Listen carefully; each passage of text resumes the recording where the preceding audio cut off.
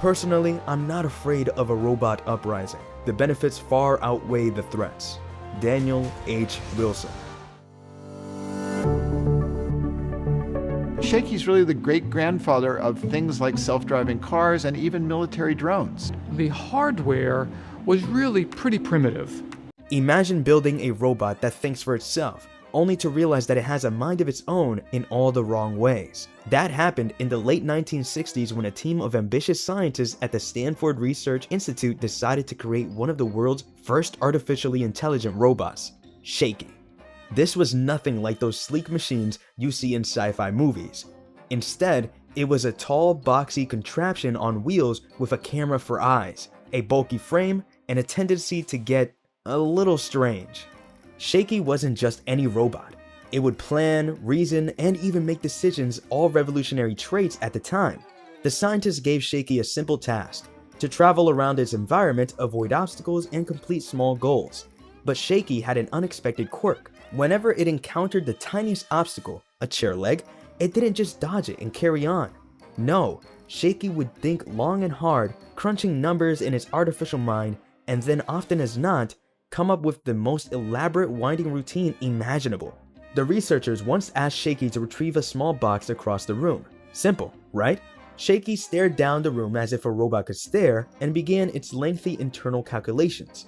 Instead of moving towards the box in a straight line, it started inching towards the far corner, planning an extreme cautious route that went anywhere but the box. As time passed, Shakey zigzagged across the chairs, tables, and even shadows that it thought were obstacles. The scientists watched, amused but bewildered, and realized it would have been easier to pick up the box and hand it over to the robot. And then there was Shakey's stubborn streak. Occasionally it would get into its circuits. The best part was through an actual wall. If the room's layout didn't match its calculations, it didn't care. It would bump repeatedly into the wall, unable to reason that the wall wouldn't move. Shakey's oddball behavior became stuff of lab legend. For the scientists, these quirks were both hilarious and enlightening. They realized how hard it was to make a robot that understood the world in any human way. Shakey's wacky antics taught them that true intelligence and practical problem solving was still a long way off. And so Shakey became a pioneer, the quirky first chapter in a much longer story of artificial intelligence. Shakey might not have been the smooth moves of a Hollywood robot, but in its endearing way, it showed the world how a machine with a mind of its own could make us laugh, even as it inched its way towards the future. Shakey is just one of the wacky robots ever produced. But now, it's your turn. Let's hear from you. Share your topic suggestions for future UsBot videos in the comments below. What kind of robots would you like us to explore next? People are fascinated by robots because they're machines that mimic life. Colin Angel. From a robot that could hitchhike across Canada to a robot fish that could be powered by fake blood. Scientists have created some of the weirdest and wackiest robots that exist. Scientists and technology experts have been trying to make robots to carry out different tasks and revolutionize different industries. But sometimes, the robot does not end up as planned and becomes strange and wacky. When you see these robots, you would be surprised to know that scientists build these mind-boggling and bizarre machines. So are these robots really weird? Or is this the future of technology? Keep on watching to find out 5 of the wackiest robots. Give me a break, I've never been a robot before. Scientists have always focused on making robots that can mimic humans as closely as possible, and those at Augsburg University decided to build one that could be just as sassy. This is a robot that can roll its eyes from time to time and fire off sarcastic comments. Depending on what makes you tick, this robot could be super fun to be with or super annoying. As its name implies, Irony Man was designed to be more relatable and informal. Unlike typical machines and systems that talk in a robotic voice, scientists made Irony Man mimic the real patterns of human speech. For instance, if someone says traffic is frustrating, Irony Man would reply, "I love being stuck here," while sarcastically emphasizing the word love. The 30-centimeter robot combines deadpan delivery with nonchalant facial expressions, making it appear more natural. The scientists think it could persuade people to do things they otherwise wouldn't and gently break bad news. Irony Man has been built with facial markers like smiling, winking, eye rolling, and verbal reactions. The robot also uses verbal markers like intonation, emphasis, and prosody. But there's one problem with this wacky robot. It can't turn the irony off. Even in a serious situation, Irony Man would reply with sarcastic remarks that might seem rude and obnoxious. I visualize a time when we will be to robots what dogs are to humans, and I'm rooting for the machines. Claude Shannon. This sounds like something out of a creepy sci-fi horror movie, but there's an actual robot fish powered by synthetic blood. Talk about wacky. The good thing is that the robot fish is not a villain looking to drain humans of all their blood. If anything, this would open the doors to the future of energy-efficient robotics. This robot has something that most robots don't have: blood.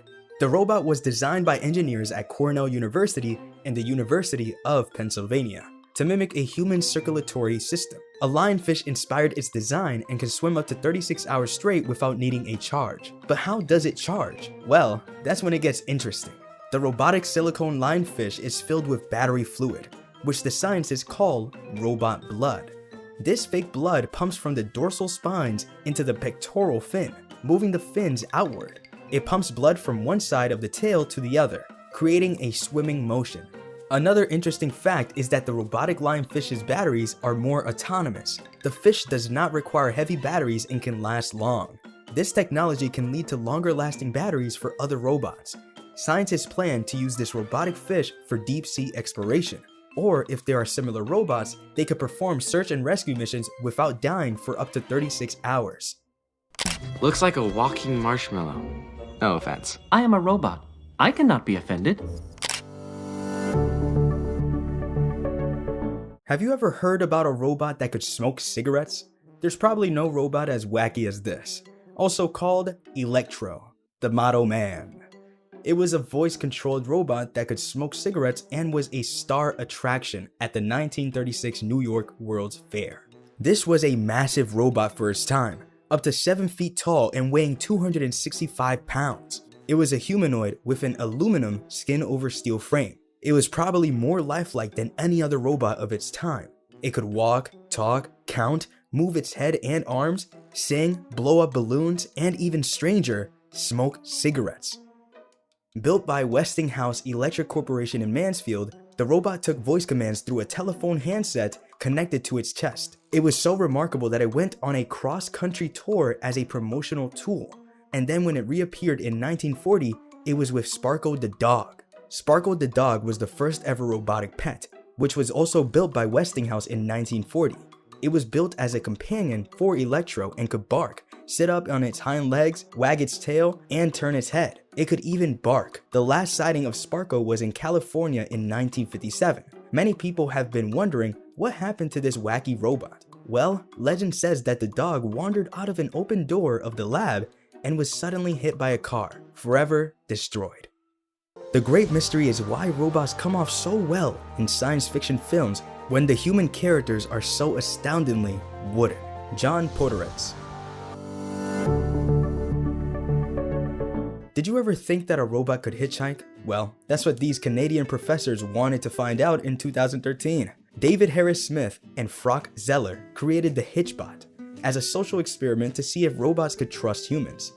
The robot was designed to rely on the kindness of strangers to hitchhike across the country, going from one place to the next. The HitchBot was short, stocky, and brightly colored, with yellow boots and blue limbs.